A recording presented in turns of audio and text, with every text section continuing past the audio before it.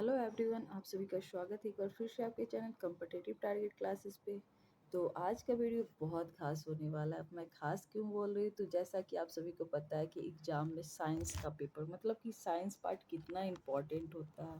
तो आज मैं आप लोग को, जैसा कि आपको पता है कि साइंस का एक अहम ही रोल होता है अपना।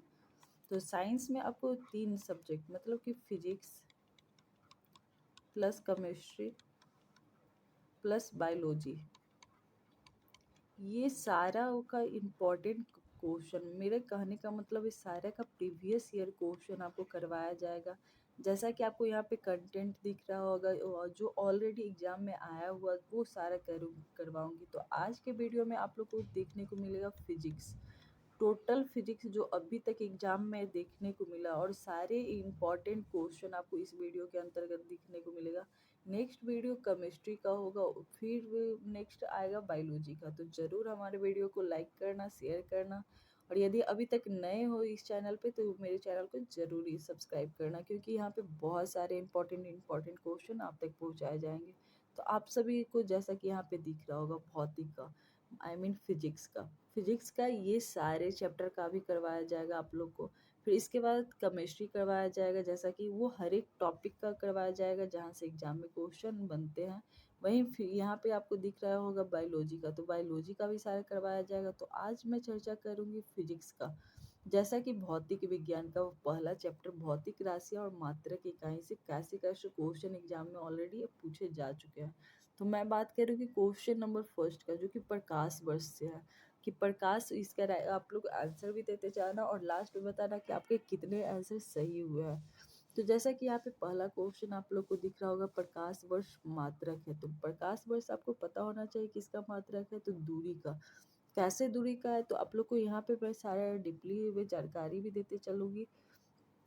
जैसा कि आप सभी को पता है कि प्रकाश वर्ष दूरी की इकाई है, जो अंतर्राष्ट्रीय खगोलीय संघ के अनुसार एक प्रकाश वर्ष वह दूरी है जो प्रकाश निर्वात एक वर्ष में पूरा करता है। यह इकाई मुख्यतः लंबी दूरियों तथा दो तारों या गैलेक्सी जैसे अन्य खगोलीय पिंडों के बीच दूरी मापने का प्रयोग करती है। नेक्स्ट मैं बात करूंगी क्वेश्चन नंबर 2 का। निम्नलिखित में से कौन सी सदिश राशियां, तो आपको पता होना चाहिए सदिश राशियां और अदिश राशियां कहते किसे, जिसे मैंने एक ट्रिक के माध्यम से भी आप लोग को चैनल पे के प्लेलिस्ट में आप लोग जाकर देख सकते हो। सदिश और अदिश राशियां बहुत सारे स्टूडेंट कंफ्यूज करते हैं, तो सदिश और अदिश राशि को मैंने बहुत अच्छे से एक्सप्लेन करा है। यदि अभी तक आप लोगों ने नहीं देखा है तो जाकर देख लेना। वहीं यहाँ पे मैं बात कर रही थी, इसमें बताना है कौन सी सदिश राशियाँ नहीं है। तो मैंने आप लोग को बताया था, यदि सदिश राशि को, यदि ट्रिक भी भाई आपको देखना चाहिए, तो जिसके शुरुआत में पहला या दूसरा वर्ड अब में आपको ब दिखे तो वो बिल्कुल सदिश राशि होंगे। जरूरी नहीं सब में होगा, लेकिन लगभग वैसे ही होते। तो विस्थापन में है, त्वरण में है, बल है, जबकि आयतन में नहीं है, तो ये आयतन, ये तो ट्रिक के माध्यम से हो गया। वहीं आपको सदिश राशियाँ कहते कैसे हैं, किसे हैं, तो आपको पता होना चाहिए वे भौतिक राशियाँ जिन्हें व्यक्त करने के लिए परिमाण के साथ साथ दिशा भी आवश्यकता होती है, उसे सदिश राशि कहते हैं। तो यहाँ पे विस्थापन, बल और त्वरण का परिमाण के साथ दिशा भी है।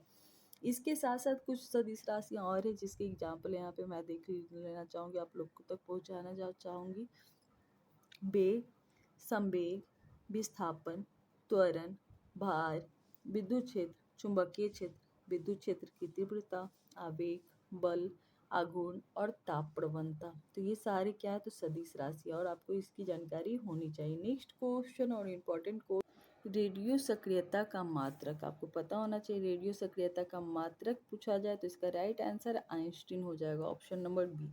बैकुलर क्यूरी मतलब कि मैडम क्यूरी की बात की जा रही है यहाँ पे, और रदरफोर्ड रेडियो सक्रियता के मात्रक हैं। रेडियो सक्रियता की खोज की बात किया जाए तो हेनरी बैकुलर ने 1896 ईस्वी में किया था। रेडियो सक्रियता का एसआई मात्रक बैकुलर ही होता है। बैकुलर का अर्थ 1/6 प्रति सेकेंड होता है। तो ये क्वेश्चन काफ़ी बार पूछे जा चुके हैं और ये बहुत ज़्यादा इंपॉर्टेंट है। यहाँ पे सारे क्वेश्चन तो इम्पॉर्टेंट है ही हैं, क्योंकि ये ऑलरेडी एग्जाम में आ चुके हुए क्वेश्चन है। तो आप लोग ज़रूरी इसे सारा देखना, इससे आपका फिजिक्स बहुत ज़्यादा मजबूत हो जाएगा। और इसके साथ साथ नेक्स्ट एग्जाम में कोई भी क्वेश्चन यहाँ से देखने को मिलेगा तो आप सही करके आओगे। निम्नलिखित में से किस राशि का मात्रक नहीं है? अब लगभग क्वेश्चन ऐसा ही पूछता है कि कौन सी मात्रक नहीं है, तो 3 आपको सही राइट आंसर होगा, 1 रॉन्ग होगा। तो आपको चुनना है। तो आपको यहाँ पूछा जाए किसका मात्रक नहीं है, तो प्रतिबल का होता है, बल का होता है, दाब का होता है, जबकि विकृति का नहीं होता है। तो इसका right answer option number C हो जाएगा।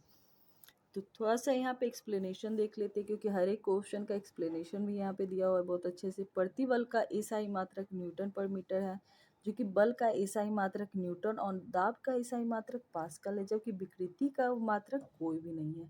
तो आप लोग को प्रतिबल का एसआई मात्रक भी पता है कि न्यूटन पर मीटर, बल का भी है कि न्यूटन है, दाब का भी पता है पास्कल है, जबकि विकृति का नहीं है। एंगस्ट्रॉम इकाई है, तो एंगस्ट्रॉम की इकाई क्या है, तो तरंगदैर्घ्य। जैसा कि आप लोग को पता है कि साइंस का क्वेश्चन बहुत बार पूछा जाता है। ऐसे मैं नेक्स्ट वीडियो में इकाई वाला आपको सारे इंपॉर्टेंट इकाई वाला दे दूंगी क्वेश्चन, तो आप लोग जरूर कर लेना, जो कि फिजिक्स का होगा। एंगस्ट्रॉम की इकाई क्या है, ये क्वेश्चन काफ़ी बार पूछा जा चुका है तरंगदैर्घ्य की। एंगस्ट्रॉम तरंगदैर्घ्य मापने की इकाई है, जो ऊर्जा का इकाई जूल है।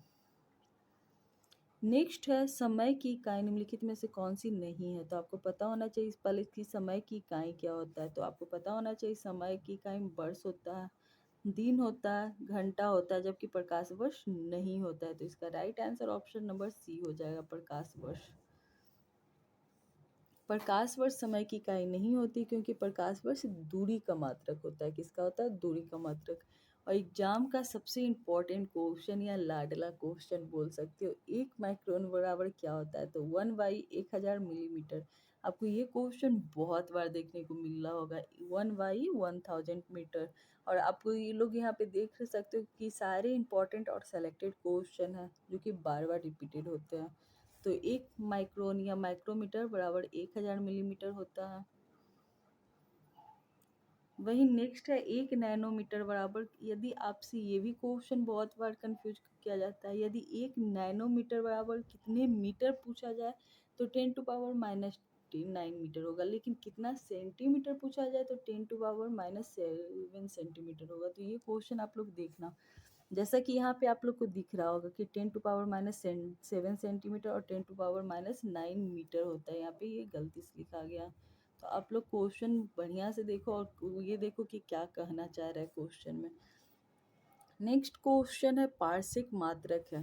पार्शिक किसका मात्रक है, दूरी का। मैंने ये सारा बुक पढ़ रखा है, क्योंकि आप लोग को यहाँ पर रेड रेड लाइन दिख भी रहा होगा, क्योंकि ये इतना अच्छा बुक लगा, मैंने सोचा कि आप लोग तक भी शेयर किया जाए, ताकि आप लोग को साइंस पेपर के जो भी जिनका हार्ड होगा वो इजी हो जाएगा, और जो भी क्वेश्चन करके आओगे बिल्कुल सही करके आओगे। इसलिए मैंने सोचा कि ये वाला वीडियो आप तक पहुँचाया जाए। तो पार्शिक मात्रक है दूरी का। जैसा कि आप लोग को पता है कि पार्शिक खगोलीय दूरी मापने की सबसे बड़ी इकाई है। यदि 1 पार्शिक बराबर बोला जाए कितना होता है, तो 3.26 प्रकाश वर्ष होता है। 3.26 प्रकाश वर्ष। वहीं लंबाई की सबसे छोटी इकाई, लंबाई की सबसे छोटी इकाई की बात किया जाए तो फर्मी मीटर। ये क्वेश्चन बहुत बार आ चुका है, जो कि 10⁻⁻15 मीटर है। तो फर्मी मीटर लंबाई की सबसे छोटी इकाई है। बात किया जाए यांत्रिक ऊर्जा की, एसआई इकाई क्या होती है, तो आपको पता होना चाहिए यांत्रिक ऊर्जा का एसआई इकाई क्या होगा, तो जूल होगा। क्या होगा, जूल होगा। यहाँ पे थोड़ा उसका एक्सप्लेनेशन भी देख लो। किसी वस्तु द्वारा कार्य करने की क्षमता को ऊर्जा कहते हैं। ऊर्जा का एसआई मात्रक जूल होता है, यह एक अदिश राशि है। ऊर्जा का मात्रक एसआई जूल होता है, जो कि एक अदिश राशि है।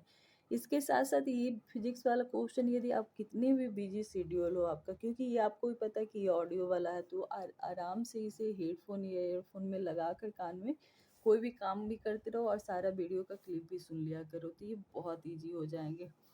नेक्स्ट है निम्नलिखित ए आई यूनिट में कौन सा सही सुमेलित नहीं है, तो आपको ये दिख रहा होगा कार्य का जूल है, जो कि बिल्कुल सही है।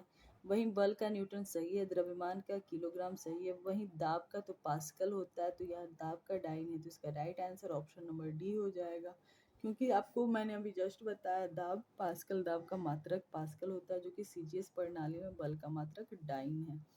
वही नेक्स्ट क्वेश्चन है डेसिबल। आई होप सो ये क्वेश्चन आपको, सारे क्वेश्चन आपको काफ़ी इंपॉर्टेंट जो क्वेश्चन मैंने यहाँ पे डाला है आपको काफ़ी अच्छे लग रहे होंगे। और आप लोग कमेंट जरूर करके बताना कि नेक्स्ट बायोलॉजी और केमिस्ट्री का पार्ट आपको चाहिए या नहीं चाहिए। तो मैं केमिस्ट्री और बायोलॉजी का भी सारे इंपॉर्टेंट क्वेश्चन आप तक लाऊंगी।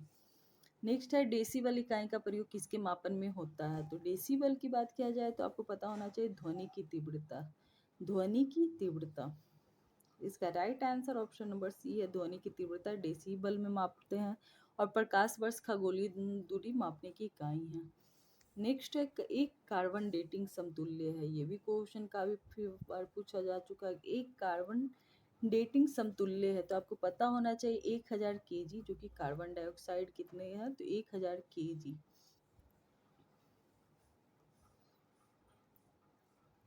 कार्बन डेटिंग एक प्रशासनिक दृष्टिकोण है जिसका प्रयोग प्रदूषक के उत्सर्जन की कटौती को प्राप्त करने पर आर्थिक प्रोत्साहन प्रदान करने प्रदूषण को नियंत्रित करने में किया जाता है। नेक्स्ट है और इम्पोर्टेंट क्वेश्चन, ये भी क्वेश्चन बहुत बार देखा गया होगा, क्यूसिक में क्या मापा जाता है। क्यूसिक, यदि आप लोग सेट लगा रहे होगे या फिर कहीं पे भी क्वेश्चन प्रीवियस ईयर क्वेश्चन देख रहे होगे तो ये सारे क्वेश्चन आपको दिखे होंगे। तो आप लोग जरूर बताना कि ये क्वेश्चन आपको कैसे लगे हैं।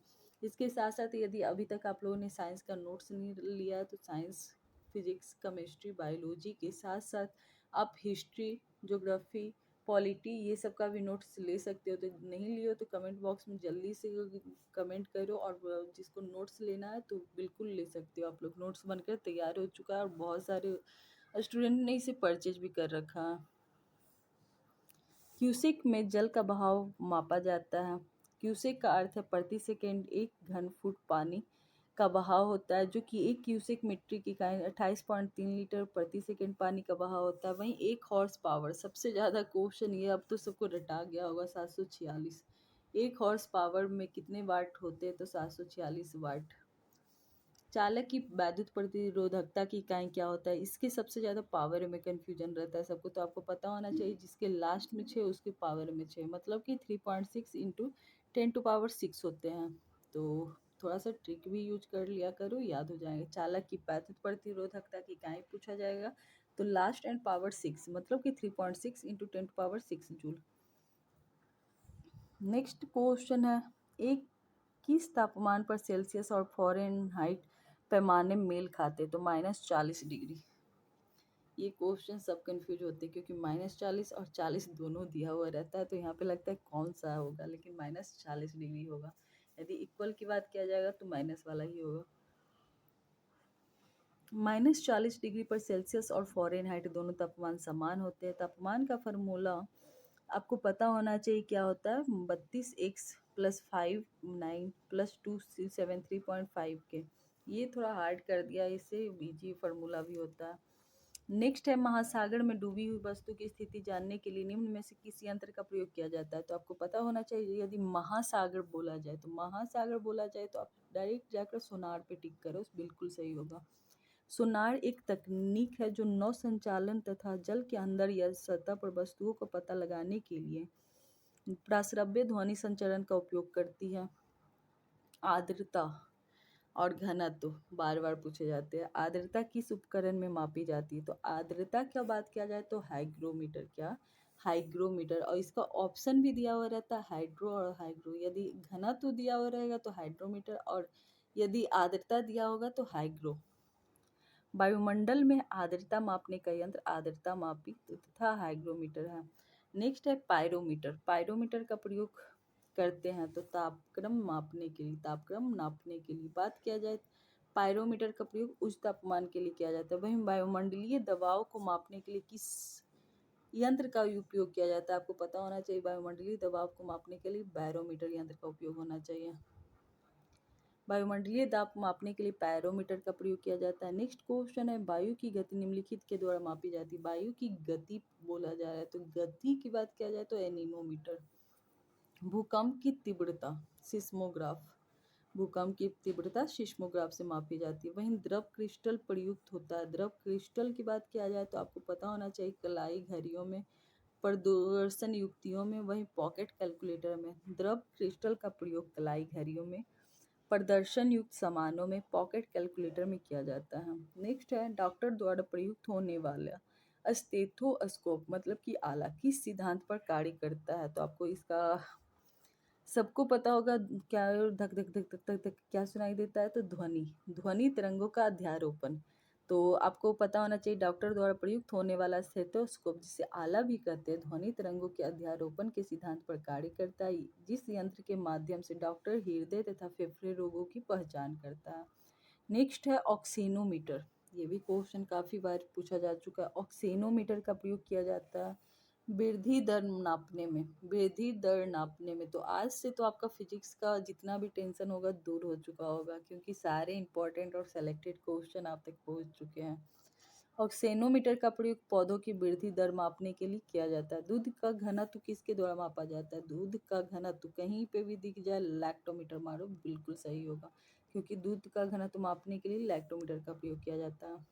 समय मापक विज्ञानी, ये भी क्वेश्चन, ये सारे क्वेश्चन ऐसे होते हैं जो आपको मेरिट में नंबर दिलाते हैं, मतलब कि बहुत सारे स्टूडेंट इसमें गलत करके आ जाते हैं, तो आपको यही सारे क्वेश्चन पे अपना कमांड बनाना है। समय मापक विज्ञान, हॉरोलॉजी, क्या हॉरोलॉजी। होरा शब्द यूनानी भाषा का शब्द है जिसका अर्थ होता है समय, मतलब कि हॉरोलॉजी समय से मापन है।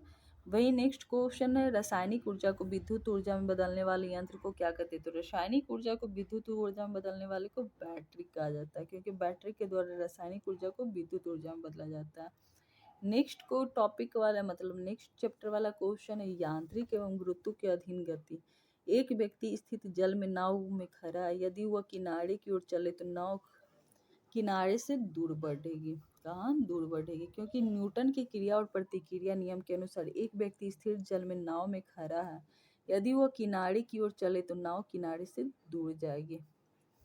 नेक्स्ट है एक ट्रेन जैसे ही चलना आरंभ करती है उसमें बैठे हुए यात्री का सिर पीछे की ओर झुक जाता है। ये क्वेश्चन बहुत बार किया और इससे आप लोग बहुत ज़्यादा इंपॉर्टेंट मानना, क्योंकि ये सारे क्वेश्चन लगते ईजी है, लेकिन जिस टाइम पता है एग्जाम में आता है ये सारे क्वेश्चन लगते ये क्वेश्चन होगा, मतलब दो क्वेश्चन ऑप्शन में आप लोग कंफ्यूज हो जाते। तो उसी कंफ्यूजन को दूर करने के लिए इसे बार बार सुनोगे तो आपका सारा चीज़ क्लियर हो जाएगा, मतलब सारे कॉन्सेप्ट क्लियर हो जाएंगे। तो ज़रूर इसे देखना, क्योंकि एक ट्रेन में जैसा कि आपको मैंने बताया कि ट्रेन चलती है तो सारी यात्री का सर पीछे की ओर झुक जाता है। तो ये किसके कारण होता है? तो गति का जड़त्व, गति का जड़त्व। जड़त्व दो प्रकार की, स्थिरता जड़त्व और गति का जड़त्व। तो स्थिरता जड़त्व ना होकर ये गति का जड़त्व, क्योंकि ट्रेन जैसे कि आपको न्यूटन का प्रतिक्रिया वाला वो पता होगा, क्रिया प्रतिक्रिया, तो वहीं गति का जड़त्व के कारण पीछे हो जाता है सर। हवाओं की ऊर्जा होती है केवल गतिज ऊर्जा में, ये तो सबको पता है, हवा चलेगी तब तो ऊर्जा होगी। हवाओं की ऊर्जा होती है केवल गतिज ऊर्जा में। एक भारहीन रबर को गुब्बारे में 200 ग्राम जल भरा जाता है, तो जल में इसका भार होगा बिल्कुल शून्य होगा। इसका right answer option number D हो जाएगा, शून्य।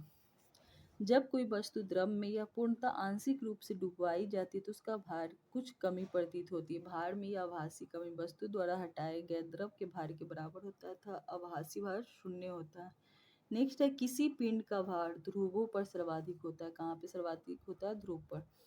विषुवत रेखा से ध्रुव की ओर जाने पर पिंड का भार बढ़ेगा, किसी पिंड का भार ध्रुव पर सबसे अधिक होता है। नेक्स्ट क्वेश्चन है जब कोई वस्तु ऊपर से गिराई जाती है तो उसका भार होता है, तो वो अपरिवर्तित होता है। आदर्श परिस्थिति में किसी वस्तु को ऊपर से गिराने पर उसका भार में कोई परिवर्तन नहीं होता है, क्योंकि उसका द्रव्यमान उस पर लगने वाले गुरुत्वीय त्वरण अपरिवर्तित रहती है। नेक्स्ट और इम्पोर्टेंट क्वेश्चन, नैनो द्रव्य का सर्वाधिक महत्वपूर्ण गुण क्या है? तो घर्षण। नैनो द्रव्य का सर्वाधिक महत्वपूर्ण गुण क्या है? घर्षण। नैनो कण का आकार जैसा कि आपको पता होगा 10⁻⁹ मीटर होता है। इसका प्रमुख गुण घर्षण होता है, जिससे कणों का उपयोगी चिकित्सा, रक्षा, अंतरिक्ष अनुसंधान में किया जा रहा है। वस्तु की मात्रा बदलने पर अपरिवर्तित रहती है। यदि वस्तु की मात्रा बदलती है लेकिन फिर भी घनत्व तो अपरिवर्तित रहता है। किसी वस्तु की मात्रा बदलने पर उसका आयतन, भार, द्रव्यमान, ये तो मैंने बता रखा है। नेक्स्ट है कि किसी इलेक्ट्रॉनिक घड़ी में लोलक, घड़ी के लोलक समतुल्य पुर्जा होता है, तो क्रिस्टलीय दोलित। ये सारे क्वेश्चन मेरिट बनाने वाले क्वेश्चन है, क्योंकि बहुत सारे स्टूडेंट का ये सारे क्वेश्चन गलत हो जाता है, तो आप लोग इसे ध्यान से देखना। किसी इलेक्ट्रॉनिक घड़ी में लोलक घड़ी के लोलक समतुल्य ऊर्जा होती है। दोलित इलेक्ट्रॉनिक तथा लोलक घड़ी दोनों में एक समान रूप से लगने वाला एक पुर्जा होता है। इन यंत्रों के कारण इलेक्ट्रॉनिक तथा लोलक घड़ियां समान समय को निर्देशित करता है। नेक्स्ट है, किस सिद्धांत पर जेट इंजन का कार्य करता है। तो जेट इंजन की बात आए तो कोणीय संवेग संरक्षण, जेट इंजन रेखीय संवेग संरक्षण के सिद्धांत पर कार्य करता है। इसका राइट कोणीय कैसे होगा, नहीं, रैखिक संवेग संरक्षण के सिद्धांत। जेट इंजन ऑप्शन ए सही होगा, बी गलत है। नेक्स्ट है, जब बर्फ पिघलती है तो उसका आयतन पहले घटता है फिर बढ़ता है। आयतन की बात किया जा रहा है तो पहले घटेगा फिर बढ़ेगा। नेक्स्ट इसका एक्सप्लेनेशन देख लेते हैं कि जब बर्फ पिघलता है तो उसका आयतन घटता है। 4 डिग्री सी पर जल का आयतन न्यूनतम होता है तथा तापमान में वृद्धि होने पर जल का आयतन पुनः बढ़ने लगता है। प्लवन वाला क्वेश्चन काफी हाईलाइटेड क्वेश्चन है कि समुद्र में प्लवन करते हुए आइसबर्ग पर कितना भाग समुद्र के ऊपर उठता है। तो 1/9, जहाँ प्लवन देखना है 1/9 मार्क देना, बिल्कुल सही होगा। शुद्ध जल में बर्फ में परिवर्तित होने पर 4 डिग्री सी ताप पर घनत्व जल का घनत्व का 1/9वां भाग होता है।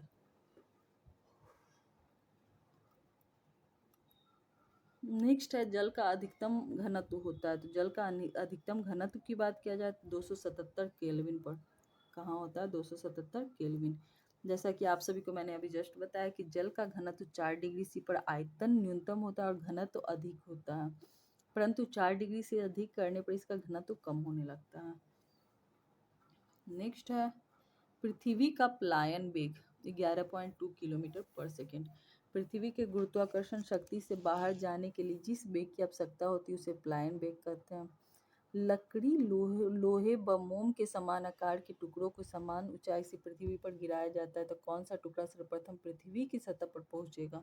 तो आपको पता होना चाहिए कौन सा पहुंचेगा, सभी साथ में पहुंचेंगे, क्योंकि पृथ्वी के समान गुरुत्वाकर्षण शक्ति के कारण समान ऊंचाई पर गिराए गए लकड़ी मोम व लोहे के टुकड़े एक साथ पृथ्वी पर पहुंचेगी। वहीं बात किया जाए कि दूर दृष्टि दोष में प्रतिबिंब निम्नलिखित पर बनता है, तो रेटिना का पीछे। दूर दृष्टि की बात किया जाता है कि दूर दृष्टि से व्यक्ति दूर की चीज़ों को आसानी से और साफ देख सकता है, जबकि इसमें पास की चीज़ें धुंधली दिखाई देती है। नेक्स्ट चैप्टर है, स्थल पदार्थों के गुण। सबसे ज़्यादा श्यानता किसमें होती है, तो शहद में होती है। ये क्वेश्चन काफ़ी बार पूछे जा चुके हैं। तरल का वह गुण जिसके कारण तरल अपनी अलग अलग परतों के मध्य होने वाली अपेक्षित गति का विरोध करता है, इस गुण को तरल की श्यानता कहते हैं। नेक्स्ट है, पानी का पीएच मान। पानी का पीएच मान कितना होता है, 7। ये मैंने आपको पीएच मान वाला चैप्टर भी करवा रखा है, तो आप जरूर देखो। शुद्ध जल का तटस्थ माना जाता है, इसलिए इसका पीएच मान 7 होता है। वर्षा की बूंदे का गोलाकार होना किसके कारण होता है, तो पृष्ठ तनाव के कारण होता है। किसके कारण होता है, पृष्ठ तनाव के कारण। वहीं बत्ती वाले स्टोव में केरोसिन का बत्ती में ऊपर चढ़ने का कारण कैसिकत्व होता है। क्या होता है, कैसिकत्व। बत्ती वाले स्टोव में केरोसिन का बत्ती में ऊपर चढ़ने के कारण कैसिकत्व होता है। नेक्स्ट आपको देखने को मिलेगा तेल।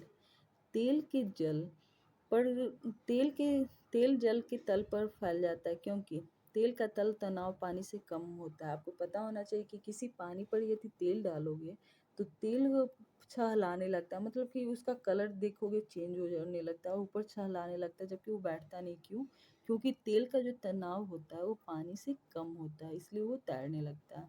तो इसका right answer option number D हो जाएगा। जल का पृष्ठ तनाव अधिक होने के कारण यह बूंद के रूप में गिरने पर गोल हो जाता है, परंतु तेल के पृष्ठ तनाव कम होने के कारण ये जल के तल पर फैल जाता है।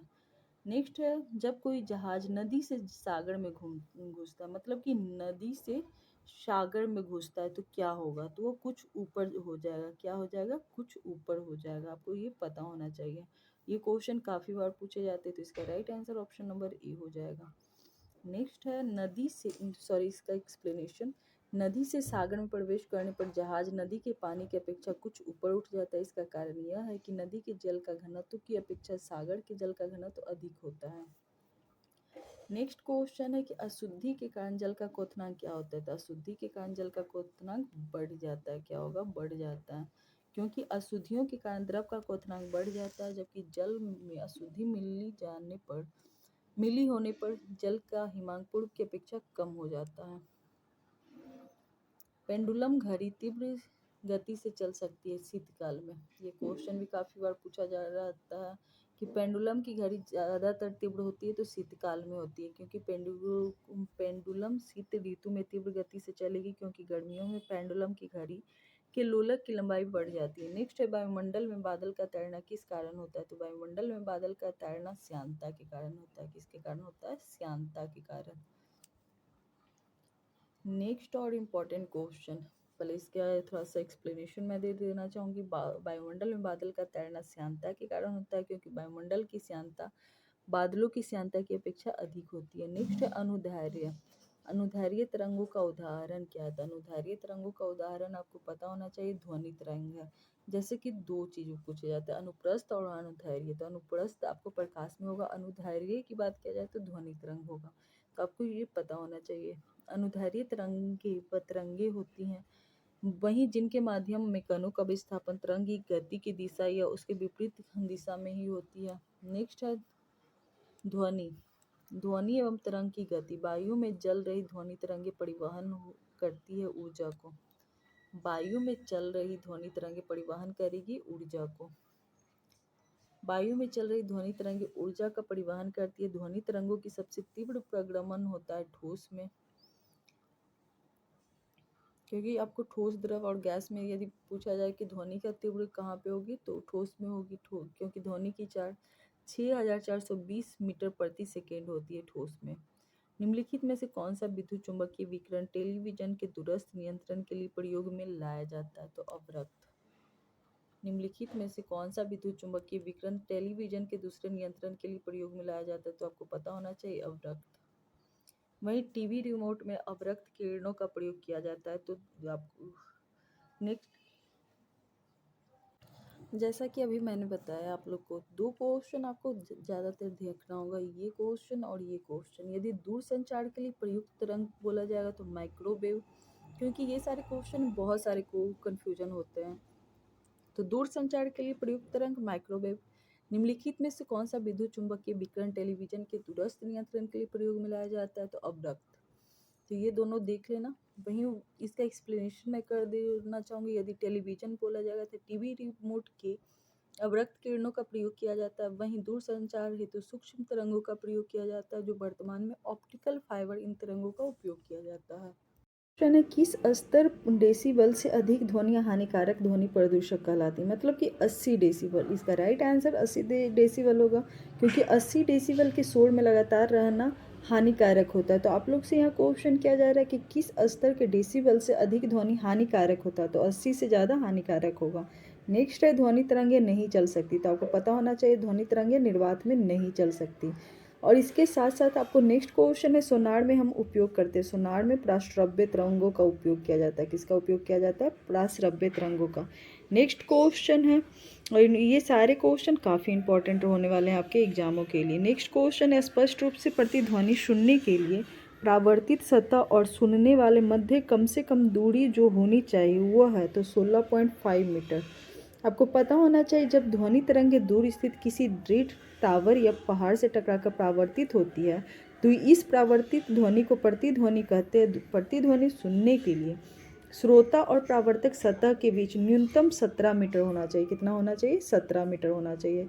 नेक्स्ट है सीटी स्कैन। जी हाँ, सीटी स्कैन में प्रयोग में लाई जाती है। तो सीटी स्कैन में आपको पता होना चाहिए एक्स किरण, एक्स किरण प्रयोग में लाई जाती है। वहीं बात किया जाए सीटी स्कैन में एक्स किरण की बात, कि सीटी स्कैन एक्स किरणों के रूप में दिखाई देता है, जिन्हें हम बार बार कंप्यूटर द्वारा द्विआयामी चित्रों का रूप देखकर उस अंग में उपस्थित ट्यूमर, रसौली या अन्य बीमारी का पता लगाया जा सकता है, जो कि सीटी स्कैन किया कर डॉक्टर बोला जाता है जाकर सीटी स्कैन करवाओ, तो एक्स किरण के द्वारा करवाया जाता है। नेक्स्ट है, किस निम्न में कौन सी विद्युत चुम्बकीय तरंगें नहीं है? तो आपको पता होना चाहिए कौन सी विद्युत चुम्बकीय तरंगें नहीं है, तो अल्फा किरण। कौन? अल्फा किरण। अल्फा किरण विद्युत चुम्बकीय तरंगें नहीं होती है। नेक्स्ट है, कौन सी तरंगें शून्य में संचरण नहीं कर सकता? शून्य में संचरण ध्वनि नहीं करता है। ध्वनि तरंगों के संचरण के लिए किसी न किसी माध्यम की आवश्यकता होती है, तो वो निर्वात में नहीं चल सकती है। नेक्स्ट और इम्पॉर्टेंट क्वेश्चन है, निम्नलिखित में से किस में ऋणात्मक आवेश होता है? तो आपको यहाँ ऋणात्मक आवेश, तो जैसा कि आप लोग को पता है कि अल्फा किरण में धनात्मक आवेश होता है, तो ऋणात्मक आवेश यहाँ पूछा जा रहा है तो बीटा किरण हो जाएगा, क्योंकि बीटा किरण ऋणावेशित होता है और अल्फा किरण धनावेशित होता है। निम्न में से कौन सा यांत्रिक तरंग है? यांत्रिक तरंग की बात होती है तो यांत्रिक तरंग आपका ध्वनि तरंग हो जाएगा। ध्वनि तरंग यांत्रिक तरंगे है। यांत्रिक तरंगे वो तरंगे हैं जो ठोस, द्रव और गैस में संचरित होती हैं।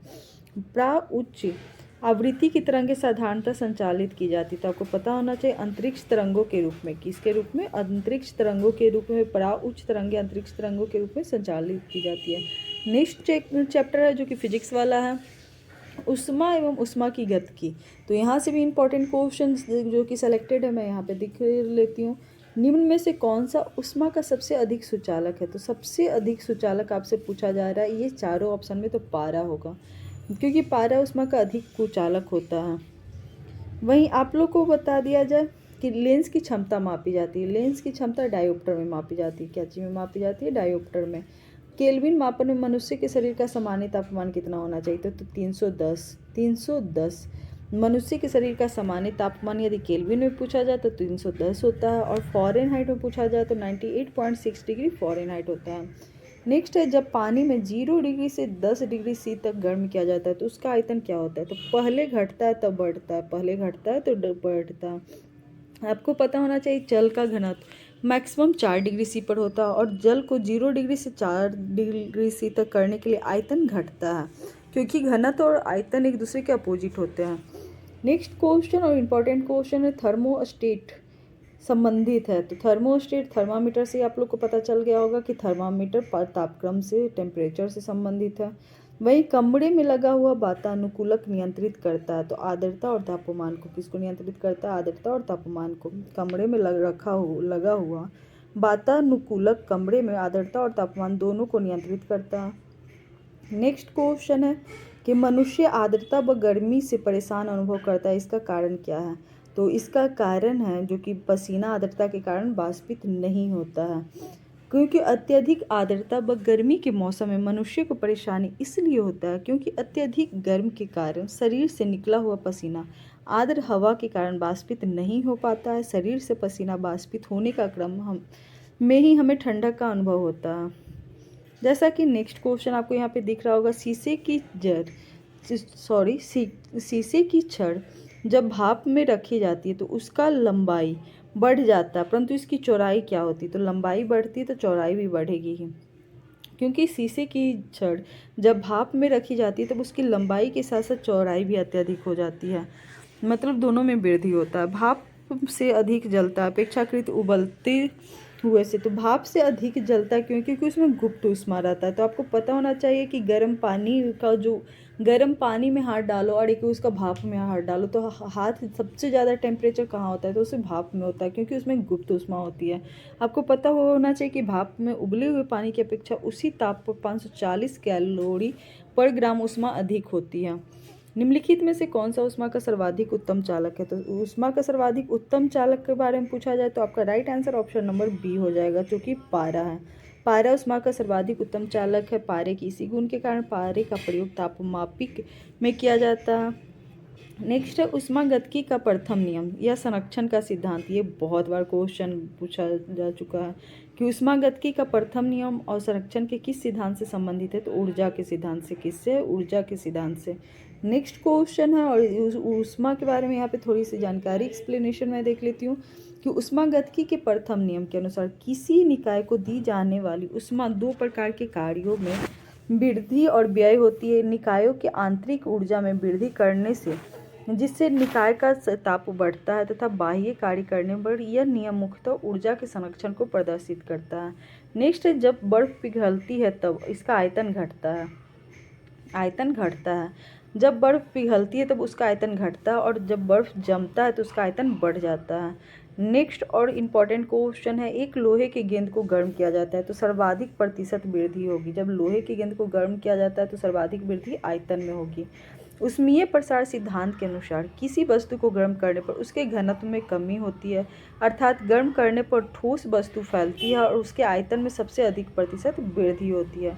आपको यहाँ पे बताया गया है कि घनत्व में तो कमी आएगी लेकिन आयतन में वृद्धि होगी। तो आपको मैंने पहले ही बता दिया, घनत्व और आयतन एक दूसरे के अपोजिट होते हैं। वहीं यदि रेफ्रिजरेटर मतलब कि फ्रिज के दरवाजे को कुछ घंटों के लिए खुला छोड़ा दिया जाए तो उसका तापमान क्या होगा, मतलब कि कमरे का टेम्परेचर क्या हो जाएगा, बढ़ जाएगा या घट जाएगा। तो बहुत सारे स्टूडेंट इसमें कंफ्यूज करते हैं क्योंकि उनको पता रहता है कि फ्रिज तो ठंडा होता है तो रूम भी ठंडा हो जाएगा, लेकिन ये गलत होता है। इसका राइट आंसर होगा टेम्परेचर बढ़ जाएगा, क्योंकि यदि रेफ्रिजरेटर का दरवाज़ा कुछ घंटों के लिए खुला छोड़ दिया जाए तो कमरे का तापमान बढ़ जाएगा। अंततः कमरे में रखा रेफ्रिजरेटर का दरवाज़ा खोलकर आप कमरे को थोड़ा सा गर्म कर सकते हो। तो गर्मी करना है तो बिल्कुल फ्रिज को खोल के रखना। कमरे को ठंडा किया जा सकता है तो संपीड़ित गैस को छोड़ने से मतलब इसका right answer option number B हो जाएगा, जैसा कि आपको यहाँ पे दिख रहा है। इसके बाद भी थोड़ा सा एक्सप्लेनेशन मैं यहाँ पे आप लोग को बता देना चाहती हूँ कि कमरे को संपीड़ित गैसों को प्रवाहित करके ठंडा किया जा सकता है। ये एसी में संपीड़ित गैस ही प्रयुक्त होता है जिससे किसी कमरे या अन्य स्थान को ठंडा किया जा सकता है। नेक्स्ट क्वेश्चन में आपको देखने को मिलेगा थर्मस। जी हाँ, थर्मस बोतल एवं पेय पदार्थों को कुछ समय तक उसी ताप पर रखने के लिए उसकी दीवारों पर निम्न की परत लगाई जाती है। तो किसकी परत लगाई जाती है, तो रजत परत की। किसकी, रजत परत की। जैसा कि आपको यहाँ पे दिख रहा होगा कि थर्मस बोतल की बनावट इस प्रकार होती है कि ऊष्मा के संचरण के संचालन, संवहन, विकिरण की क्रियाएं संपन्न नहीं हो पाता, जिससे थर्मस के अंदर उपस्थित द्रव काफ़ी समय बाद भी उसी ताप पर में बना रहेगा। नेक्स्ट क्वेश्चन और काफ़ी ज़्यादा इंपॉर्टेंट क्वेश्चन, ये क्वेश्चन बहुत बार देखने को मिला है। क्रायोजेनिक ताप। क्रायोजेनिक ताप से आशय है कि उस ताप से जो -150 डिग्री से कम हो। आपको पता होना चाहिए क्रायोजेनिक्स निम्न ताप वो टेम्परेचर को बताता है, जो कि काफ़ी बार एग्जाम में पूछा गया। और यहाँ पे सारे क्वेश्चन आपके एग्जाम के लिए काफ़ी इंपॉर्टेंट रहने वाले, क्योंकि ये वो हर एक क्वेश्चन जो ऑलरेडी पिछले एग्जाम में आ चुका है, मतलब कि ये सारे प्रीवियस ईयर क्वेश्चन है। तो आपको ये सारे क्वेश्चन को देखोगे तो आने वाले एग्जाम में आप काफ़ी ज़्यादा नंबर इंक्रीज करोगे। तो यहाँ पे आप लोगों को थोड़ा सा एक्सप्लेनेशन मैं बता देना चाहती हूँ क्रायोजेनिक ताप के बारे में। तो -150 डिग्री सी से कम तापमान को क्रायोजेनिक तापमान कहते हैं। इस निम्न ताप का, जैसा कि निम्न टेम्परेचर यहाँ पे दिख रहा होगा, निम्न ताप का उपयोग करने वाली प्रक्रियाओं एवं उपायों का अध्ययन क्रायोजेनिक इंजीनियरिंग के तहत किया जाता है। अति निम्न ताप पर भरे गए ईंधनों को ही सहजता से उपयोग कर लेने वाले इंजनों को ही क्रायोजेनिक इंजन कहा जाता है। नेक्स्ट क्वेश्चन संवहन। ये भी क्वेश्चन काफ़ी बार किया गया है कि संवहन द्वारा ऊष्मा का स्थानांतरण हो सकता है। तो संवहन कभी ठोस में नहीं होगा, तो आपको पता होना चाहिए गैस और द्रव में। गैस और द्रव, इसका right answer option number C हो जाएगा। ऊष्मा के संचरण की 3 विधियाँ होती है, चालन, संवहन और विकिरण। चालन जो कि ठोस तथा पारे में ऊष्मा का संचरण केवल चालन द्वारा किया जाता है। तो चालन आपको ठोस और पारा को याद रखना होगा, जैसे कि और वो आपको यदि संचरण पूछा जाए तो संचरण में गैस और द्रव याद करना। और विकिरण तो आपको पता ही होगा कि हाई टेम्परेचर मतलब सूर्य की किरणों में, तो संचरण की किसी के माध्यम की आवश्यकता नहीं होती है।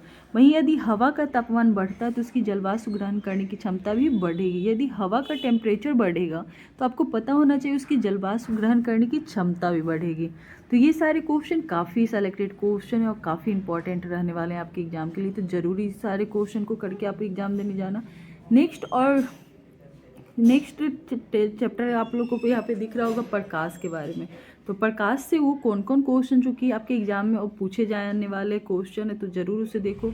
जब पहला क्वेश्चन है, जब प्रकाश एक माध्यम से दूसरे माध्यम में जाता है तो निम्न में से कौन सा नहीं बदलता है। तो आपको पता होना चाहिए आवृत्ति कभी नहीं बदलेगी जब प्रकाश एक माध्यम से दूसरे माध्यम तक जाएगी, क्योंकि कोई आवृत्ति घटना इकाई समय में जितनी बार घटित होती है उसे आवृत्ति कहते हैं। जब प्रकाश एक माध्यम से दूसरे माध्यम में जाता है तो उसका आवृत्ति में नहीं परिवर्तित होती है, मतलब कोई चेंज नहीं होता। नेक्स्ट है प्रकाश का वर्ण विक्षेपण संभव है। तो प्रकाश का वर्ण विक्षेपण संभव है प्रिज्म में।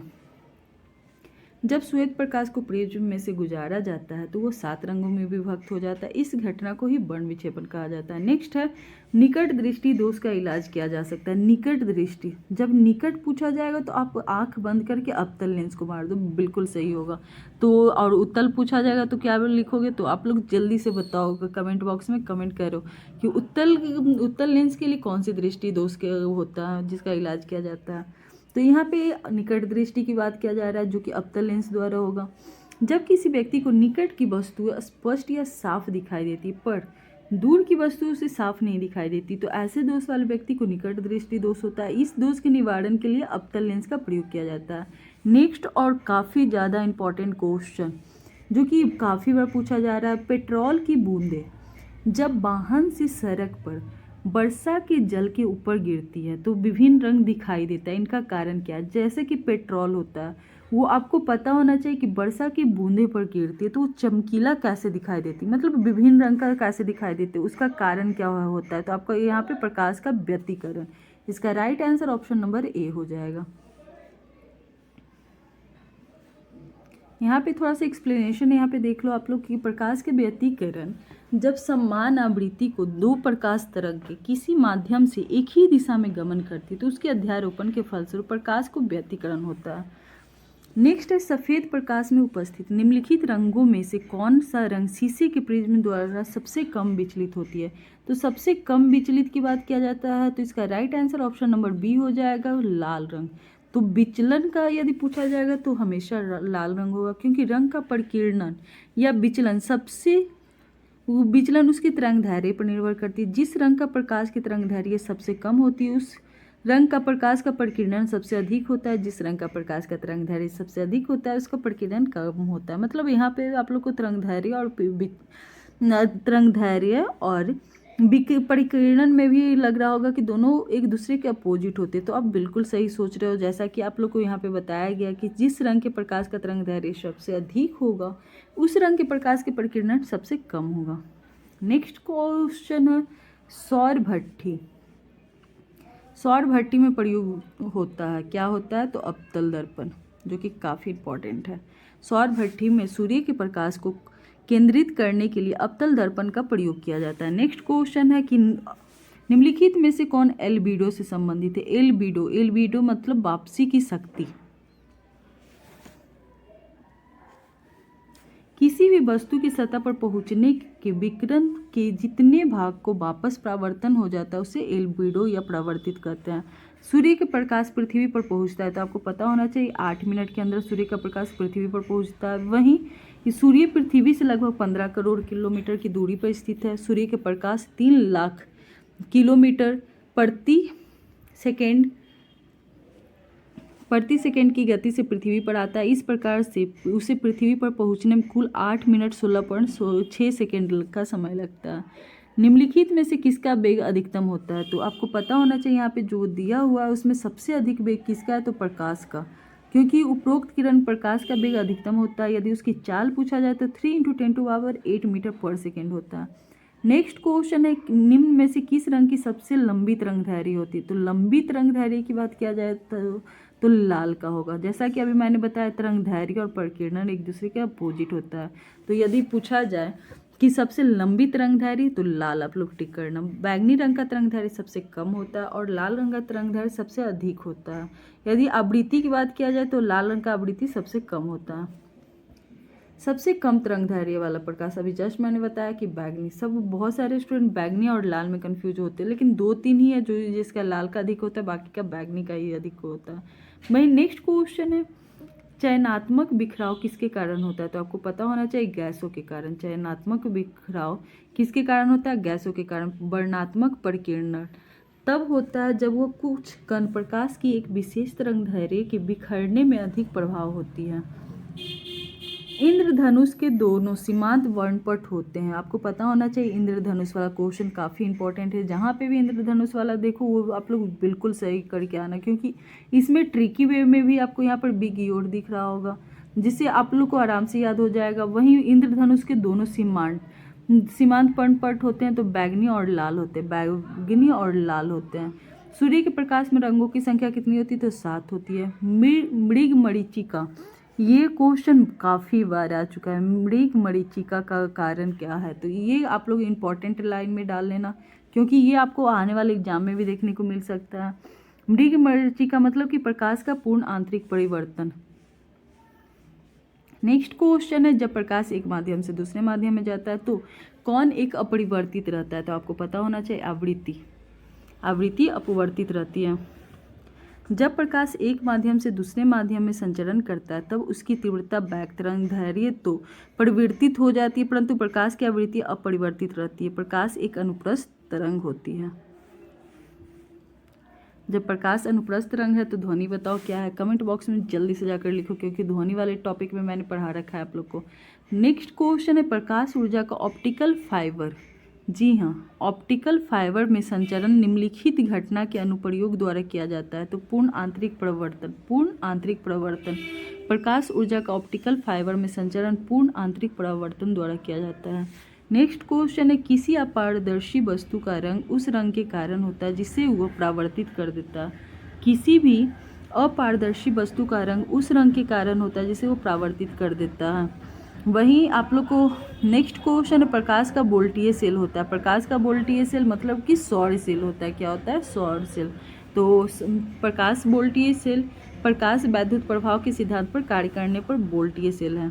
नेक्स्ट है, कार के पीछे आने वाले यातायात को देखने के लिए निम्नलिखित में से कौन से दर्पण का प्रयोग किया जाता है? तो कार को जो पीछे से आता है उसे छोटा करके दिखाई दिया जाता है। तो आपको पता होना चाहिए छोटा किस में दिखता है? तो उत्तल दर्पण। उत्तल दर्पण द्वारा प्रतिबिंब आभासी, सीधा एवं वस्तु से छोटे बनते हैं। नेक्स्ट क्वेश्चन, प्रकाश के एक बिंदु स्रोत को दो समानांतर, ये क्वेश्चन तो काफ़ी बार देखने को मिला होगा, चाहे वो बिहार दरोगा हो, बिहार एसएससी हो, या फिर आपको जीडी हो, रेलवे वाला क्वेश्चन हो, ये क्वेश्चन सब में देखने को आपको मिलेगा कि प्रकाश के एक बिंदु स्रोत को दो समानांतर समतल दर्पण के माध्यम रखने पर कितने प्रतिबिंब बनेंगे? तो समानांतर रखा जाएगा। तो आपको पता होना चाहिए अनंत।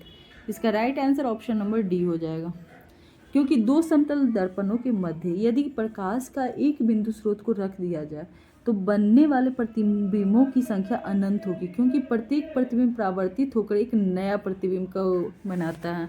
नेक्स्ट क्वेश्चन है, रोगियों के दांत देखने के में दंत चिकित्सक द्वारा प्रयुक्त दर्पण होता है। तो यहाँ पे तो जैसा कि दांत की बात है तो उसको बड़ा करके देखा जाएगा, तो अवतल दर्पण का प्रयोग किया जाएगा। तो अवतल दर्पण का ही प्रयोग होगा। तो इसका right answer option number B होगा, अवतल दर्पण।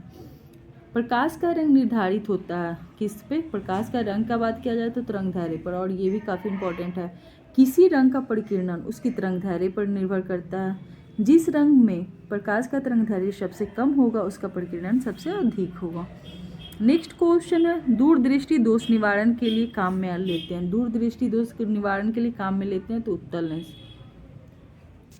इस रोग में ग्रस्त व्यक्ति को दूर की वस्तु तो स्पष्ट दिखाई पड़ती है, परंतु निकट की वस्तु स्पष्ट दिखाई नहीं पड़ती है। एक इंडोस्कोप है। एक इंडोस्कोप क्या है? तो इनमें से कोई नहीं है।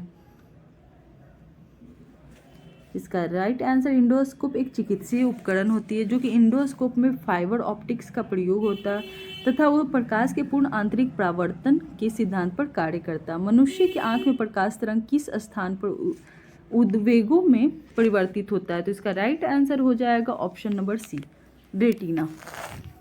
मानव नेत्र एक कैमरा की भांति कार्य करता है जिसमें एक उत्तल लेंस का निकाय होता है। नेत्र के अंदर प्रकाश सुग्राही पर्दे पर, जिसे रेटिना दृष्टि पटल है, कहा जाता है, उल्टा और वास्तविक प्रतिबिंब बनाता है।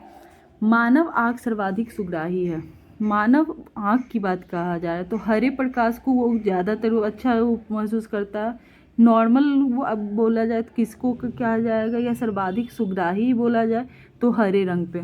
धूप के चश्मे में पावर होता है तो जीरो डायोप्टर। और ये क्वेश्चन, सारे क्वेश्चन काफ़ी इंपॉर्टेंट है और आपके आने वाले एग्जाम के लिए तो रामबाण साबित होने वाले हैं। धूप के बचने के लिए छाते में रंग संयोजन निम्न में से सबसे उचित है। तो ऊपर उजला और नीचे काला। ये मत सोचना कि छाता काला रंग का होता है तो ऊपर काला होगा, नहीं, यहाँ पे अपोजिट है, ऊपर काला और नीचे उजला।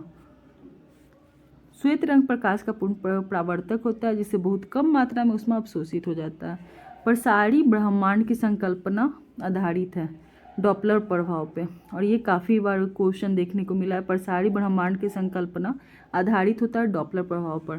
प्रसारी विश्व की संकल्पना डॉपलर प्रभाव पर आधारित है। डॉपलर प्रभाव के कारण आकाश गंगाओं के केंद्र से आने वाले प्रकाश में उत्पन्न लाल विचलन यह दर्शाता है कि वे हमसे दूर जा रही है और अर्थात प्रत्येक दिशा में ब्रह्मांड का विस्तार हो रहा है। नेक्स्ट क्वेश्चन है, खगोलीय दूरदर्शी से बना प्रतिबिंब होता है तो क्या होता है? तो इसका right answer option number B हो जाएगा, काल्पनिक और बड़ा होता है। खगोलीय दूरदर्शी से बना प्रतिबिंब काल्पनिक और बड़ा होता है। निम्न विकिरण प्रकार रूप में से किसमें सर्वाधिक ऊर्जा अधिक होती है? सर्वाधिक ऊर्जा की बात किया जाए तो एक्सरे। आइंस्टीन की ऊर्जा के आधार पर उच्च तरंगदैर्घ्य वाली तरंगों की ऊर्जा कम एवं निम्न तरंगदैर्घ्य वाली विकिरण की ऊर्जा अधिक होती है। मनुष्य आंख के रेटिना पर प्रतिबिंब बनाता है, वास्तविक और उल्टा। मनुष्य की आंख में रेटिना पर बना प्रतिबिंब वास्तविक और उल्टा होता है हमेशा। मनुष्य की आंखें में किसी वस्तु का प्रतिबिंब जिस पर बनता है तो किस पे बनता है? तो आपको पता होना चाहिए, मनुष्य की आंखों पर बना प्रतिबिंब रेटिना पर बनता है। नेक्स्ट क्वेश्चन, एक समतल शीशे के सामने 1 मीटर की दूरी पर एक बालक खड़ा है। बालक तथा उसकी छाया की मध्य दूरी कितनी होगी? तो आपको पता होना चाहिए 2 मीटर, जैसा कि आपको दुगना होता है परछाई। एक समतल शीशे के सामने 1 मीटर की दूरी पर एक बालक खड़ा है, बालक तथा उसकी छाया की दूरी 2 मीटर होगी। नेक्स्ट क्वेश्चन, एक समतल दर्पण की वक्रता त्रिज्या पूछा जाए। एक समतल दर्पण की वक्रता त्रिज्या कितना होता है? तो अनंत होता है। समतल की बात किया जा रहा है, क्वेश्चन का पॉइंट पकड़ो, वो हर एक शब्द पकड़ो, क्योंकि एक समतल दर्पण की वक्रता त्रिज्या हमेशा अनंत होती है। नेक्स्ट क्वेश्चन, यदि लाल रंग के किसी फूल के ऊपर एक वर्णी हरा प्रकाश पड़ता है तो वो फूल दिखाई पड़ेगा, तो वो फूल हमेशा काले रंग, क्योंकि लाल यहाँ पे रेड, जैसा कि बोला जा रहा है लाल रंग के किसी फूल के ऊपर एक वर्णी यहाँ पे ग्रीन रंग को करोगे तो दिखाई कौन सा कलर देगा? तो आपको पता होना चाहिए ब्लैक। हरे कांच की प्लेट लाल रंग के प्रकाश में दिखाई देगी, ऑफ कोर्स काला दिखाई देगी, तो इसका right answer option number A हो जाएगा। निम्नलिखित में से कौन सा प्राथमिक रंग नहीं है? तो प्राथमिक रंग नहीं होने से पहले आप लोग को जानना होगा कि प्राथमिक रंग कहते किसको है। तो लाल हरा नीला, जी हाँ, लाल हरा नीला प्राथमिक रंग है। तो यहाँ पे पूछा जा रहा है कौन सा नहीं है, तो काला नहीं है प्राथमिक रंग। नेक्स्ट है, सफ़ेद पर्दे पर छाया बनती है। सफ़ेद पर्दे पर छाया बनती है तो कैसी छाया बनती है? तो वास्तविक और चटक, वास्तविक और चटक। सफ़ेद पर्दे पर छाया वास्तविक, नुकीली और छोटी बनती है। दृश्य वर्णक्रम में सबसे कम तरंगदैर्घ्य वाला रंग कौन सा होता है? कम तरंगदैर्घ्य की बात किया जा रहा है तो बैगनी रंग होगा, क्योंकि बैगनी रंग का तरंगदैर्घ्य सबसे कम होता है। पढ़ने में काम आने वाले चश्मे किस प्रकार के लेंस से बने होते हैं? तो आपको पता होना चाहिए जो चश्मा में प्रयोग किया गया लेंस होता है उत्तल लेंस। कौन सा लेंस? उत्तल लेंस, जो कि आपको जब उत्तल लेंस ध्रुव और फोकस के मध्य वस्तु रखी जाती है तो उसका प्रतिबिंब थोड़ा सा बड़ा और सीधा बनता है। तो चश्मे में आप लोग को मतलब कि पढ़ाई में तो थोड़ा सा नज़दीक दिखने के लिए बड़ा बड़ा दिखेगा तो आसानी से। तो आप लोग को यदि पूछा जाए कि चश्मे में कौन सा लेंस का प्रयोग किया जाता है तो आपको पता होना चाहिए उत्तल लेंस का। दोपहर 12 बजे किस दिशा में इंद्रधनुष दिखाई देता है? तो दोपहर 12 बजे तो ये दिखाई ही नहीं देगा, क्योंकि सूर्य के अपोजिट साइड दिखाई देता है इंद्रधनुष। तो आपको पता होना चाहिए दोपहर 12 बजे सूर्य की किरणें सीधी पृथ्वी पर लंबवत पड़ती है, तो इंद्रधनुष निर्मित नहीं होंगे। वहीं माइक्रोस्कोप के लेंस निम्न प्रकार के होते हैं। तो माइक्रोस्कोप की बात किया जा रहा है तो उत्तल लेंस। माइक्रोस्कोप एक ऐसा प्रकाशिक यंत्र है जिसकी सहायता से सूक्ष्म वस्तुएं देखी जा सकती है। तो उसे बड़ा करके देखा जाएगा, तो बड़ा करके देखने के लिए उत्तल लेंस का प्रयोग किया जाएगा। नेक्स्ट है रमन प्रभाव। रमन प्रभाव का प्रकाश की उन किरणों से संबंध है जो आर पार जाती है। किसके आर पार जाती है? केवल प्रिज्मों के। नेक्स्ट क्वेश्चन, प्रकाश का वेग अधिकतम होता है। तो प्रकाश का वेग अधिकतम निर्वात में होता है। नेक्स्ट है, जिस गुणधर्मों के कारण पानी से भरे बर्तन में डुबाई गई छड़ मुड़ी हुई प्रतीत होती है। तो जैसा कि आपको कोई भी सामान मतलब थोड़ा सा ऊपर नीचे तिरछा कुछ भी दिखाई देगा तो वो हमेशा अपवर्तन में मारो, बिल्कुल सही होगा, क्योंकि अपवर्तन में जैसा कि आप लोग को बताया जाता है जब प्रकाश की किरण सघन माध्यम से विरल माध्यम में प्रवेश करती है तो अभिलंब से दूर हट जाती है, जबकि विरल माध्यम से सघन माध्यम में प्रवेश करती है तो अभिलंब की ओर मुड़ जाती है। तो प्रकाश के मूल पथ से विचलन की घटना अपवर्तन कहलाती है। अपवर्तन के कारण पानी में डूबी हुई सीधी भी छड़ तिरछी दिखाई देती है। या ये तो पानी की बात हो गई, और कोई भी चीज़ आपको जैसे कि नॉर्मल ना होकर थोड़ा सा ऊपर हो, दाएं हो, बाएं हो या नीचे हो, ऐसा दिखाई देगा तो आप हमेशा अपवर्तन में टिक करो, बिल्कुल सही होगा। नेक्स्ट क्वेश्चन है विद्युत तथा विद्युत चुंबकीय प्रेरण, जो कि ये टॉपिक का नाम है और चैप्टर का नाम है। इससे इंपॉर्टेंट क्वेश्चन यहाँ पे देख लेते हैं कि निम्नलिखित विद्युत चुंबकीय विकरणों में से किस ऊर्जा अधिकतम होती है। तो किसकी ऊर्जा अधिकतम होती है? तो एक्स किरण की। जैसा कि अभी मैंने जस्ट आप लोग को बताया कि यांत्रिक तरंगों के अतिरिक्त अन्य प्रकार की तरंगे भी होती है। एक्स किरण चुंबकीय विकिरण अधिकतम ऊर्जा होती है। नेक्स्ट है निम्नलिखित धातुओं में कौन सा एक विद्युत का चालक नहीं है। तो कौन सा विद्युत का चालक नहीं है? तो आपको पता होना चाहिए सिलीनियम। सिलीनियम विद्युत का मंद चालक नहीं है, यद्यपि यह विद्युत का सुचालक है। निम्नलिखित में से विद्युत का अच्छा चालक कौन है? तो चांदी। ये क्वेश्चन बहुत बार देखने को मिला है चांदी वाला, और सारे के सारे स्टूडेंट इसे सही करके आते हैं। तो एग्जाम में मेरिट भी कैसे बनता है? लगभग 50% क्वेश्चन ऐसा एग्जाम में दिया जाता है जो सारे बच्चे अटेम्प्ट करें। मेरिट को डिसाइड करता है बाकी 50 नंबर को, जो ऐसे ही स्टूडेंट उसमें से ज़्यादा नंबर लेकर आते जो कि उनका कंटिन्यू, मतलब कि पर डे कम से कम 3 से 4 घंटा तो पढ़ते ही पढ़ते। ऐसा नहीं कि वो एग्ज़ाम की तैयारी, मतलब कि एग्ज़ाम की तैयारी तो करते ही, ऐसा नहीं कि वो वैकेंसी आने की और वेट करते कि वैकेंसी आएगी तब तैयारी करेंगे। लेकिन वो जो लोग लगातार पढ़ाई करते रहते कंटिन्यू, मतलब कि कम से कम कुछ हो या नहीं, दिन का 4 से 5 घंटा अपने पढ़ाई को देना ही देना है। मतलब फोकस करके पढ़ोगे तो उसका एग्ज़ाम बहुत जल्दी वो हो जाता है। कोई कोई स्टूडेंट का सुनते होगे कि 5 साल से तैयारी कर रहा है लेकिन फिर भी सिलेक्शन नहीं हो रहा है, लेकिन कोई कोई स्टूडेंट 1 साल में ही सिलेक्शन ले लेता है। उसमें ऐसी क्या खास बात होती है? तो उसमें ऐसी खास बात ये होती है क्यों कंटिन्यू पढ़ता। कोई भी इधर उधर का काम तो करता ही, लेकिन तैयारी करो तो हमेशा कंटिन्यू करते रहो, ताकि आप लोग को एक चीज़ पे अटिक रहो कि हमको करना है तो करना है, और आपकी सफलता ज़रूर आपको मिलेगी। तो नेक्स्ट क्वेश्चन की ओर चलते हैं हम। जैसा कि विद्युत का चालक चांदी आप लोग को पता चल गया। निम्नलिखित में से कौन सा अर्धचालक की बात किया जाए तो जर्मेनियम, और ये भी क्वेश्चन काफ़ी इंपॉर्टेंट है। इसके साथ साथ ही किसी अर्धचालक का प्रतिरोध गर्म करने पर होता है। तो क्या होता है? गर्म करने पर घटता है। नेक्स्ट है कि निम्नलिखित में से कौन सा एक प्राकृतिक अनुचुंबकीय होता है। तो आपको पता होना चाहिए ऑक्सीजन। मॉलिक्यूलर सिद्धांत के अनुसार ऑक्सीजन में अयुग्मित इलेक्ट्रॉन होता है, तथा जिस तत्व में अयुग्मित इलेक्ट्रॉन पाया जाता है वह अनुचुंबकीय होता है। इसके साथ साथ 3 पिन बिजली के प्लग में सबसे लंबी पिन को जोड़ना क्या कहलाता है? तो आधार सिरे से। ये कहाँ से जोड़े जाते हैं? तो आधार सिरे से। घरों में विद्युत की मुख्य सप्लाई 3 कोण वाली तारों द्वारा की जाती है। 3 पिन बिजली के प्लग में सबसे लंबी पिन को आधार सिरे से जोड़ना चाहिए। वही नेक्स्ट क्वेश्चन और काफ़ी इंपॉर्टेंट क्वेश्चन, अतिचालकता। अतिचालक का लक्षण क्या होता है? तो शून्य प्राज्ञम्यता। अतिचालकता किसी चालक पदार्थ के विद्युत प्रतिरोध से संबंधित है। इसकी खोज 1911 ईस्वी में हेकी कैमरलिंग ओन्स ने किया था। साधारणतः चालक धातु के प्रतिरोध ताप पर कम करने पर घटता है तथा एक निम्न ताप पर आकर रुक जाता है। तो पूर्ण अतिचालक का प्राज्ञम्यता शून्य होता है। वहीं बात किया जाए नेक्स्ट क्वेश्चन की, जो कि है एक युक्ति जो इलेक्ट्रिक ऊर्जा को यांत्रिक ऊर्जा में बदलती है वह होती है तो मोटर होती है। यदि यांत्रिक ऊर्जा को विद्युत ऊर्जा में या विद्युत ऊर्जा को यांत्रिक ऊर्जा में, ऐसा क्वेश्चन आपको आए देखने को, तो आप लोग को ध्यान देना होगा कि क्या कहा जा रहा है। तो यहाँ पे विद्युत ऊर्जा को यांत्रिक ऊर्जा में बात किया जा रहा है, तो आपको इसका right answer option number D हो जाएगा, मोटर। यदि यांत्रिक ऊर्जा से विद्युत ऊर्जा बोलता है तो जनरेटर होता। वही नेक्स्ट है बिजली करंट देता है। बिजली करंट देता है चार्ज या समय को। नेक्स्ट है प्रत्यावर्ती धारा किसके लिए उपयुक्त नहीं है। तो प्रत्यावर्ती धारा किसके लिए उपयुक्त है, पहले ये जानो। इलेक्ट्रिक मोटर चालन हेतु उपयुक्त है, विद्युत शक्ति संचालन हेतु उपयुक्त है, इलेक्ट्रिक टोस्टर को गर्म करने हेतु उपयुक्त है। तो किसके लिए नहीं है? तो स्टोरेज बैटरी चार्ज करने के लिए। Option number A right answer हो जाएगा। जैसा कि आवेश प्रवाह की दर को विद्युत धारा कहते हैं। विद्युत धारा का मात्रक एम्पियर होता है तथा प्रत्यावर्ती धारा से स्टोरेज बैटरी को चार्ज नहीं किया जा सकता। और एक और इम्पॉर्टेंट क्वेश्चन जो कि यहाँ पे आप लोग को दिख रहा होगा कि एक आदर्श सेल के आंतरिक प्रतिरोध का मान्य।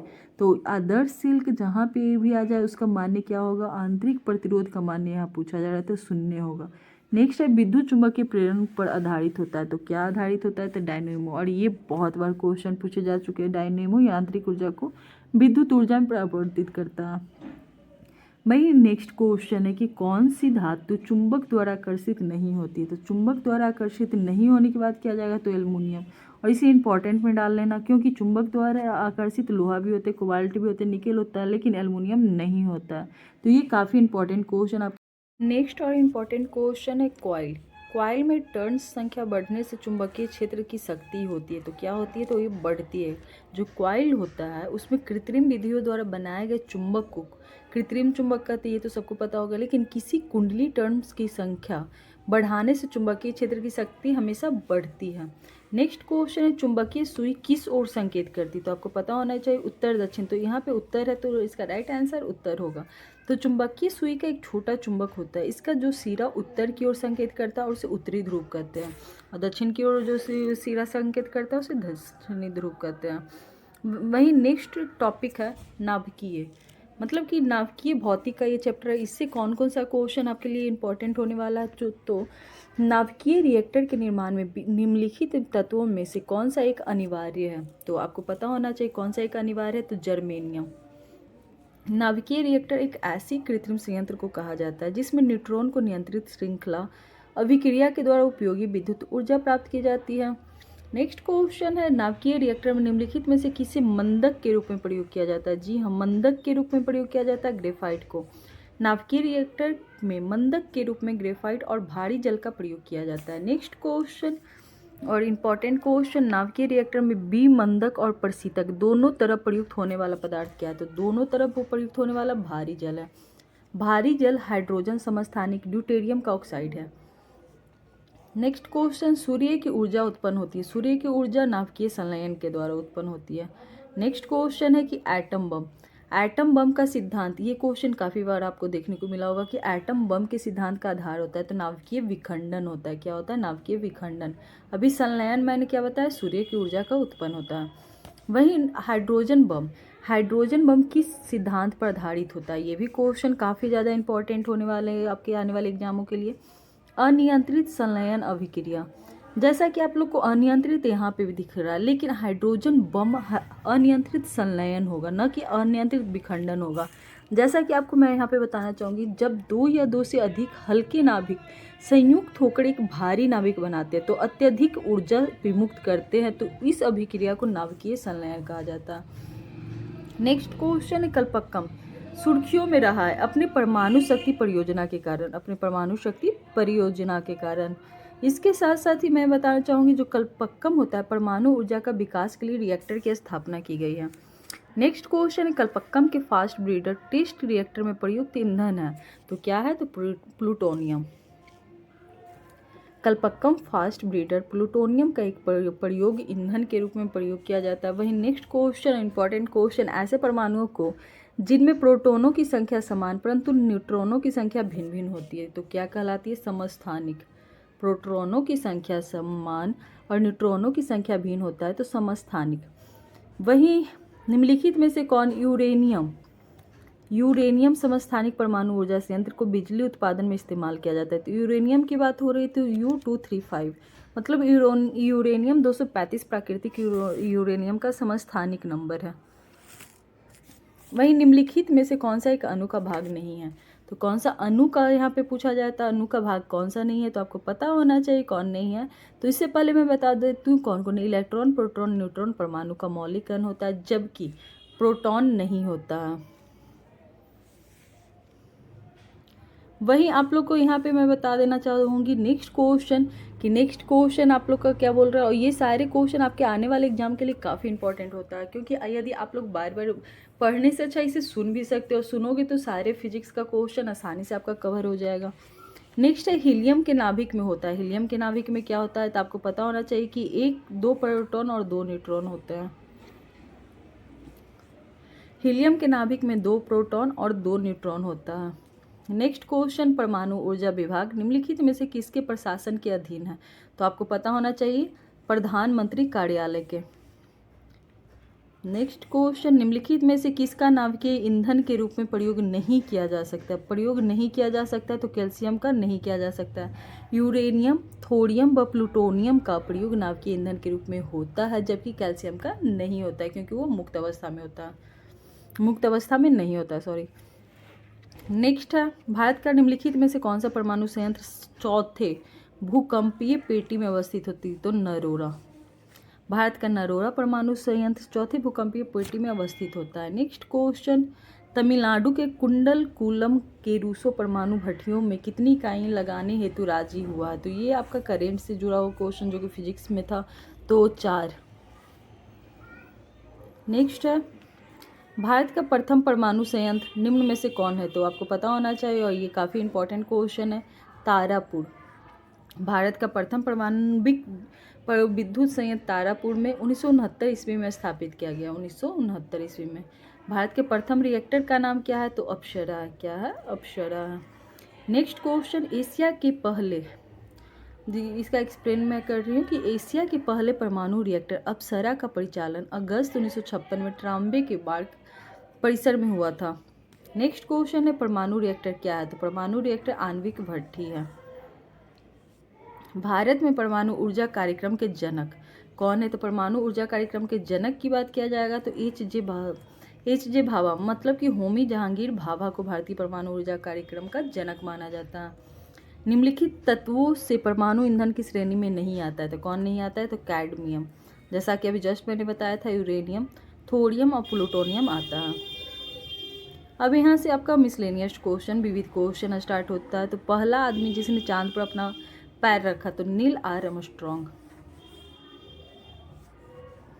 नेक्स्ट क्वेश्चन, फायर अलार्म, और ये सारे काफ़ी इंपॉर्टेंट है, पिछले वाले से भी ज़्यादा ये इंपॉर्टेंट है। फायर अलार्म में से किसका उपयोग होता है? तो फोटोसेल का। क्या? फोटोसेल का।